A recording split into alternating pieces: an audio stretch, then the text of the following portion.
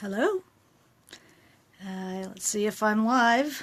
I think I am. We had a Facebook Live failure earlier today, and I thought I would go back and really try to give this to you. Questions for... There. Hi. Well, Ariane, so if you're on, then I'm live. Awesome. Okay, so this is my second Facebook Live, my second Writing Wednesday, and Facebook Live failed me earlier today. I thought I'd try again. So, answering your questions about writing. And the first question that came in earlier today was, I would love to hear you talk about unlikable characters. We did a little on character last week. Can a character be too unlikable? Is there a danger there? And yes, an unlikable protagonist is a dangerous thing. Reader doesn't like them, gets sick of them, and doesn't read on. But if they're super interesting, if they have wonderful insights about the human condition, if they're compelling, fascinating, the reader will keep reading to watch what they do. Humbert in Lolita is a perfect example of that. So yes, you can have unlikable protagonists, but it is harder. I have a lot of people who wrote about the business aspect of writing. How do I get an agent? How do I get published? Blah, blah, blah, blah. This is not what I'm going to be talking to you about in these videos. The business thing happens after the writing. So I'm interested in the writing. If you're interested in the business, you need to subscribe to Poets and Writers magazine, like everybody else does. This was my link to the larger writing world. When I was a young writer, I had no connection to the literary world whatsoever, and Poets and Writers has all that business information. It's the Bible. Everybody subscribes. It's an organization that supports writers. You can go online and check out Poets and Writers. You need that. Okay, so business is unnecessary. We had started with a question about adverbs. Why are adverbs so strongly advised against when writing fiction? Well, it's because they show the weakness of the verb. If you need to say he walked hurriedly, then walked, the verb, is not doing its job. You're letting the verb off the hook. You have to make the verb do its job. The only thing that moves in a sentence is the verb. Nouns don't do anything. They're blocks, and you can move them around. But the only thing that actually has activity is the verb. So you got to get that verb out of bed, you got to get it on its feet, and doing what it needs to do for you. So was is the lamest of all possible verbs because it doesn't do anything. It just lies there in bed hoping the nouns will do something for it. Get it up, get it out of bed. So think of the verb as the weightlifter. So you got to get it up and doing its number. So don't settle for lazy verbs. The average American, there's about 400,000 verbs in the English language. And the average American uses 20 to describe everything from the birth of their child to a shot to the moon. Same 20. I call them the terrible 20. Everybody has their own terrible 20. But the thing about them is that they are like one-size-fits-all t-shirt. Has anybody worn a one-size-fits-all t-shirt? It looks at best, it covers your body, but that's about all. It's not very flattering. It's not very interesting. Nobody's going to whistle at you if you walk down the street in that. No. So what we want is not the one-size-fits-all verb, and they tend to be on the order of has or had, was, you look, you see, you watch, you feel or felt, had, put, run, get, got, said, made. And you can look at your own writing. Look at your verbs and make a list for yourself. What are the top 20 verbs that you use? And take a look, and how many of them are tailor-made for that spot in the sentence, and how many you just grab off the shelf like a bag of Doritos. That's not writing, not yet. So we're going to attend to that, the issue in the verbs.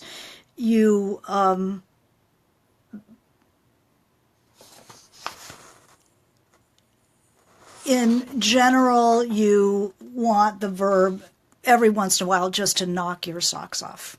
Every sentence has a good word in it somewhere. And a good word, an unexpected word, something that the writer had to work for. Blow my hair back with the verb. Not every verb, obviously, because that becomes a pattern as well. But you want to get out of the rut and get out of the one-size-fits-all verb and into some real ratting. And you use a thesaurus to expand your vocabulary. I mean, I don't mean you have to replace every verb with something stunning, but it's specificity. Is it the right verb? You know when you're approximating, and you know when you've nailed it, and you want to feel that.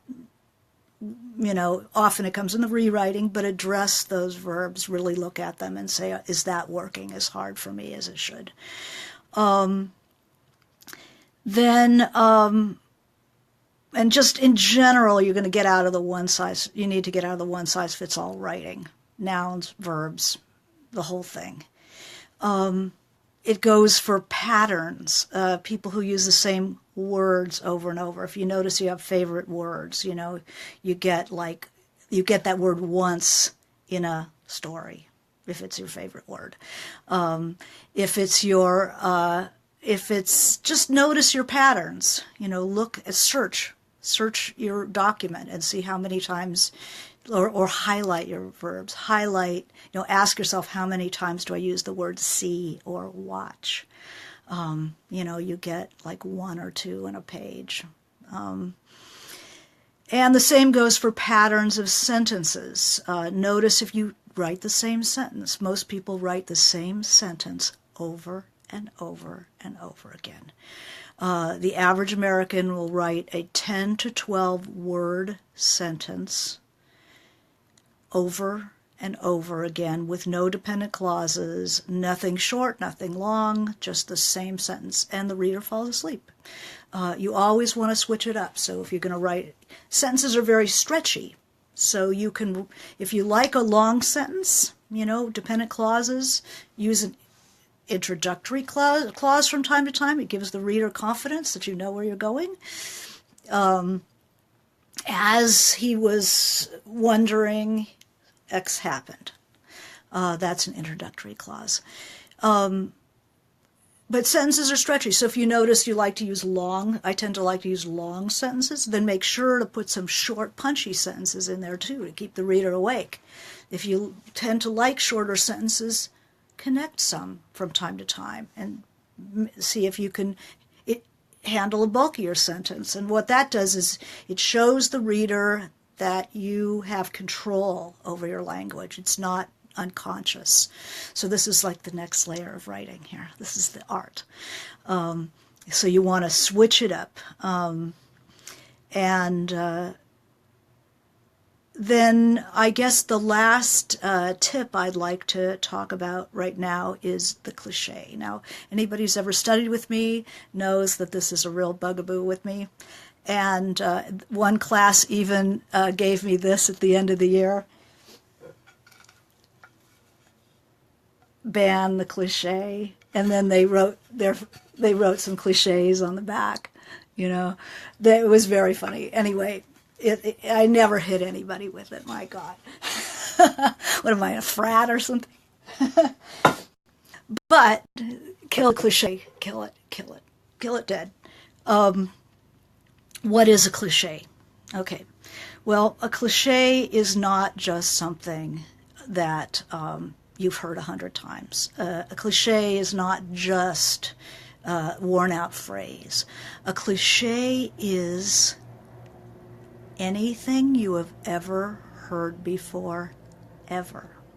Read before, ever. And as a writer, you can't use it. You got to kill that cliche. It's borrowed language. Now, as a writer, our job is to put something fresh and vivid in front of the reader. Something invented just for that spot, in that sentence, with these characters, in that scene. And this is what we owe the reader, is fresh language. This is the work. This is the work of writing. So anything you've ever read before, ever. And the difficulty here is that the cliche is the mind's shorthand. It's the way our minds work. A penny saved is a penny earned, whatever. White as snow, black as night, big as a house. That's the way it's just it's a shorthand in our brains. It's a little synapse that's closes very easily. But like anything else that's overused, the image wears off like a coin that's been handled too much. The reader cannot have a vivid response to something that has dulled by use. It wants fresh minted coin every time.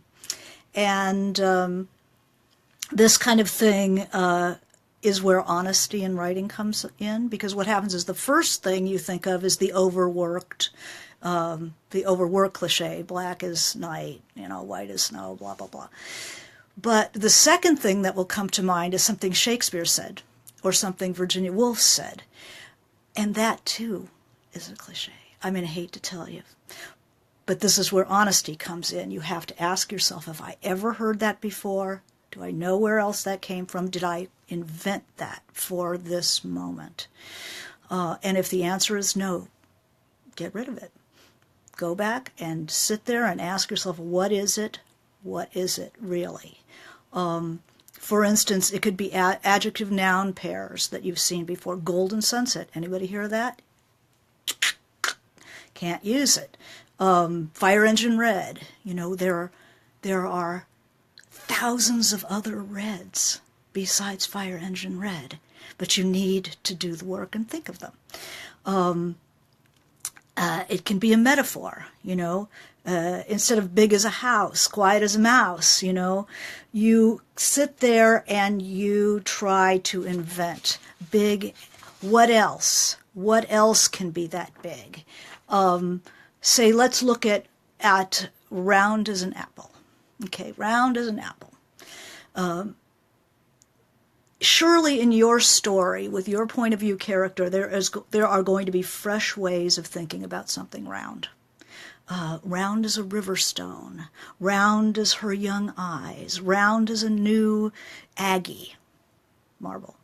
It can be poetic. It can sometimes even be abstract, round as a harvest moon if it's taking place in the autumn.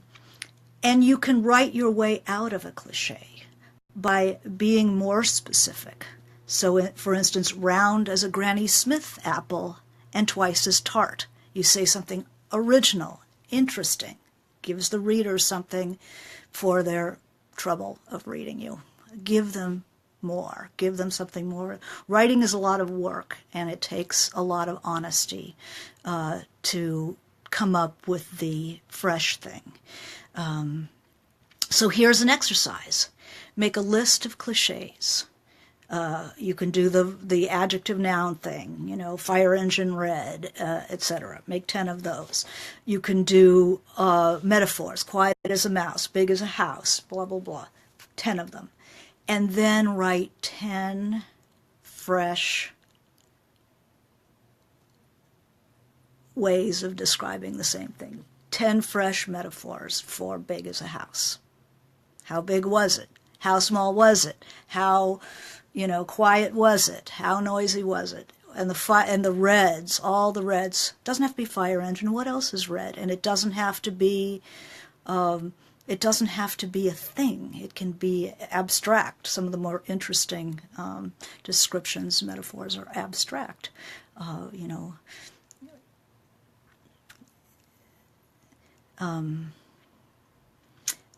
So that's